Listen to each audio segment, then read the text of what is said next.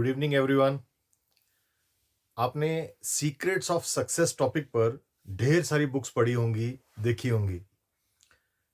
Bus stand, railway stations, airports और लगभग सभी पब्लिक प्लेसेस पर बुक स्टॉल्स में सक्सेस के बारे में बुक्स आपको सबसे सामने और प्रोमिनेंटली डिस्प्लेड दिखाई देंगी। Why is it that? Because सबसे ज़्यादा यही बुक्स बिकती हैं, खास करके उन पब्लिक प्लेसेस पर जहां लोग इंस्टिंक्टिव फील गुड परचेजेस करना चाहते हैं। पर सवाल ये है कि यही बुक्स क्यों, सीक्रेट्स ऑफ सक्सेस वाली? वो शायद इसलिए क्योंकि यही मासिस की, मैक्सिमम लोगों की दुखती रग है। हर कोई लाइफ में उदास है क्योंकि स्ट्रगलिंग है, खास करके यूथ और मिडिल एज्ड जो अब तक की लाइफ में वो बहुत कुछ ट्राई कर चुके होते हैं बट विदाउट एनी सक्सेस। एक कहावत भी है कि it takes triple the time and double the budget to succeed at anything as compared to the initial estimate और एक्सपेक्टेशंस। मैक्सिमम लोग इस कड़वी सच्चाई को एक्सपीरियंस कर चुके होते हैं और प्रैक्टिकल लाइफ में तो the struggle is more frustrating and long. इस सब के बाद डिमोरलाइज्ड इंसान सक्सेस की डिटेल्स नहीं, कोई मैजिकल फार्मूला या सीक्रेट चाहता है, ढूंढता है, क्योंकि उसके पास कम समय और उससे भी कम पैसे, एनर्जी और मोटिवेशन बची होती है। पर जब इन किताबों को पढ़कर भी उन्हें कोई क्विक शॉर्टकट रास्ता नहीं मिलता तो उन्हें और निराशा होती है, डिप्रेशन होता है। यदि आप मुझसे पूछें कि सक्सेस के लिए कौन सी एक क्वालिटी सबसे ज़्यादा इंपॉर्टेंट है जो आपके पास यदि नहीं है तो आपकी कामयाबी के चांसेस लगभग ज़ीरो हैं, मिनिमम है, और जो यदि आप में है तो आपकी सक्सेस के चांसेस ना केवल बहुत ज़्यादा हैं बल्कि एश्योर्ड हैं, तो मैं एक नहीं, दो क्वालिटीज़ का नाम लूँगा। वैसे तो कई क्वालिटीज़ हैं सक्सेसफुल होने के लिए, जैसे hard work, talent, discipline, ambition, people management etcetera. पर दो क्वालिटीज़ मैंने ऐसी आइडेंटिफाई की हैं लाइफ में अपने तजुर्बे से, जो इन सब और इन जैसी सभी क्वालिटीज़ की मदर क्वालिटीज़ हैं। और ये दो क्वालिटीज़ वो क्वालिटीज़ हैं जो बाय बर्थ नहीं होती, किसी रिच या एडवांटेज स्पेशल टाइप के पर्सन्स के लिए एक्सक्लूसिव नहीं है। और ये क्वालिटीज़ वो भी नहीं हैं जिनके बारे में लोग कहेंगे कि ये क्वालिटीज़ तो गॉड गिफ्ट होती हैं, ये हम में तो नहीं है। और मज़े की बात तो ये है कि अगर आपके अंदर ये दो क्वालिटीज़ हैं, पर बाकी कोई क्वालिटी नहीं है या कम है, तो भी आप सक्सेसफुल हो जाएँगे।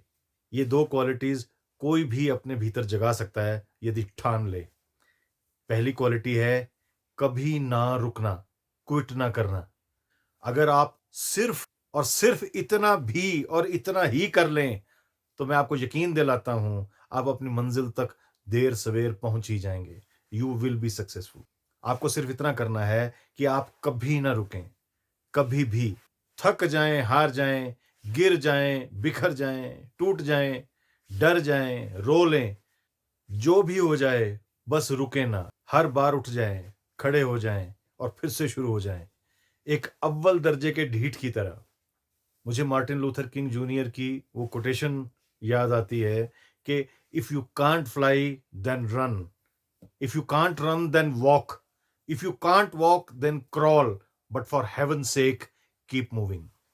मैंने ऐसे अनगिनत लोग देखे हैं जिनमें बहुत साधारण प्रतिभा थी, पर वो लगातार सारा जीवन आगे बढ़ते रहे, रुके नहीं।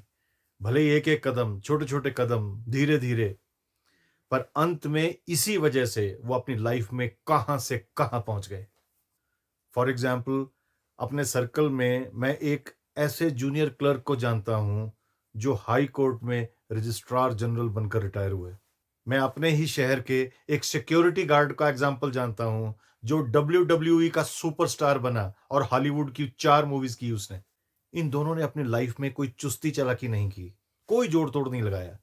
जो लाइफ में सामने आया उसके हिसाब से एडजस्ट करते रहे, कदम बढ़ाते रहे। मैक्सिमम लोग इसलिए कामयाब नहीं होते क्योंकि वो दूर के खिलाड़ी नहीं होते, वो ज्यादा स्कोर नहीं बनाते क्योंकि वो पिच पर नहीं ठहरते। If you just stay at the wicket, you are sure to amass a huge score. बात सिर्फ टिकने की होती है, लंबी पारी की होती है। आप एक सिंपल काम कीजिए, अपने आसपास के, मोहल्ले के, शहर के, प्रोफेशन के 10 कामयाब लोगों के नाम या चेहरे याद कीजिए।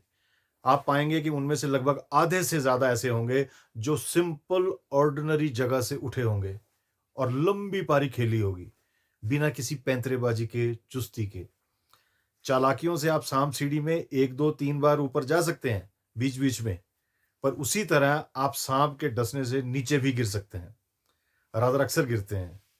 सांप सीढ़ी की गेम अंत में वही पूरा करता है जो देर तक उसमें टिका रहे।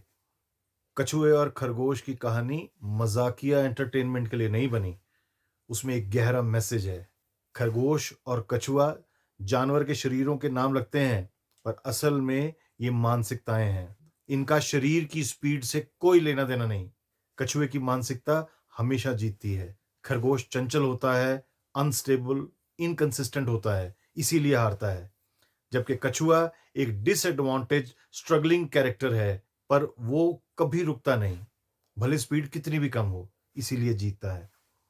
मैं आपको यकीन दिलाता हूं, आप जो भी हैं, जो भी कर रहे हैं, जो भी आपकी कहानी है, बस रुके नहीं। लाइफ या बिजनेस या सर्कमस्टांसेस में चेंजेस आते हैं तो आने दीजिए, बस आप एडजस्ट करते रहिए और कंटिन्यू करते रहें। Great British statesman Benjamin Disraeli का एक कथन मैं इस विषय में अल्टीमेट वन लाइनर स्टेटमेंट मानता हूं। उन्होंने कहा था, the secret of success is constancy to purpose. दूसरी क्वालिटी है एक्सपोजर। ये क्वालिटी शायद आपके लिए कुछ सरप्राइज या अनएक्सपेक्टेड हो।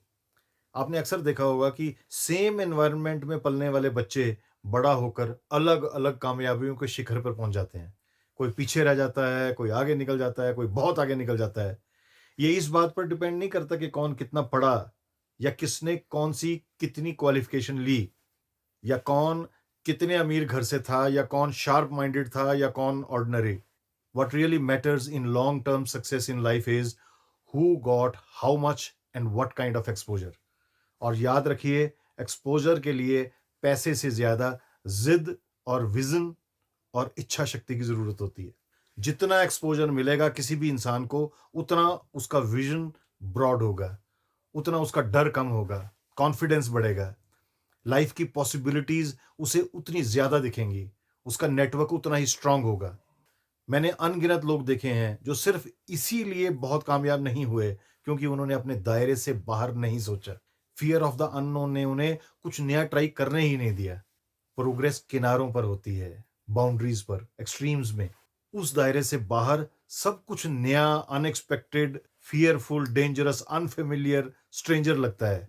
जैसे ही आप अपने कंफर्ट जोन से थोड़ा बाहर निकलेंगे तो शुरू में कुछ डिस्कंफर्ट होगा, डर लगेगा, पर बाद में वो आपके लिए न्यू नॉर्मल हो जाएगा। सिर्फ एक बार का खेल है ये।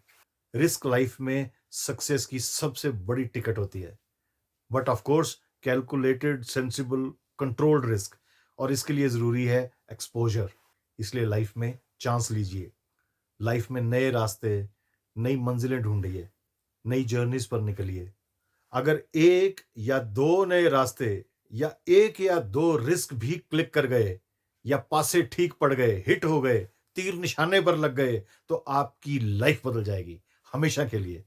मैक्सिमम लोग नुकसान ना हो इसलिए फायदे और प्रोग्रेस का नुकसान खुशी खुशी कबूल कर लेते हैं।